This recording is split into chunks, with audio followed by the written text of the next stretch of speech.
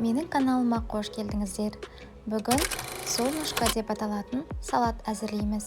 Оған қажетті ингредиенттер мөлшері видеоның описаниясында бар. Алдымен картошканы қабығынан тазалап, жуып, теркадан өткіземіз. Терка корей морковіне арналған терка болуы қажет. Теркадан өткізілген картопты суға салып қоямыз. Келесі кезекте алдын ала тұзды суда қайнатылған тауық етін тураймыз.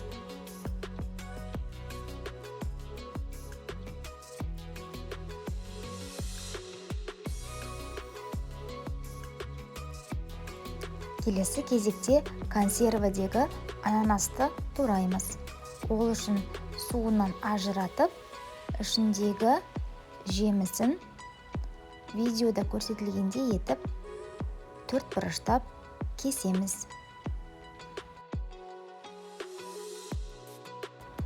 Уақыт өткен соң судағы картошкамызды осылай қағаз сүлгіге салып кептіреміз. Ендігі кезекте оны қуыруға дайындаймыз. Ол үшін алдын ала қыздырылған табаға сұйық майды құйып, қыздырып, үстіне картошкамызды салып пісіреміз. Бізде осындай картофель бай шығады. Келесі кезекте алдын ала қайнаған жұмыртқаларымызды қабығынан тазалап, төрт бұрыштап етіп кесеміз. Енді салатымызды жинауға кірісеміз.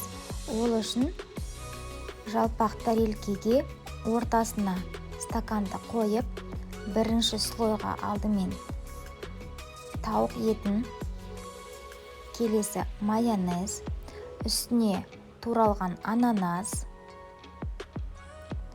тағы да үстіне майонез жағамыз.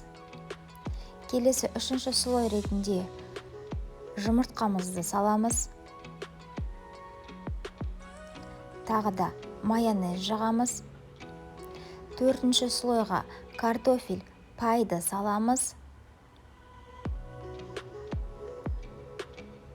Тағы да үстіне майонез жағамыз. Бесінші слойға кукурузамызды саламыз. Және майонез жағамыз.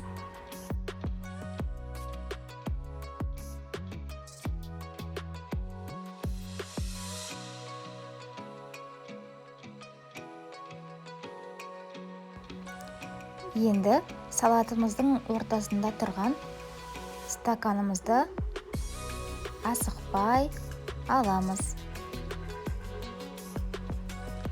Ең соңында салатымыздың үстіне осылай видеода көрсетілгендей етіп чипсыды қоямыз. Осымен біздің әрі оңай, әрі дәмді салатымыз дайын. Астарыңыз дәмді болсын. Міндетті түрде осы рецептпен жасауға кеңес беремін. Келесі кездескенше.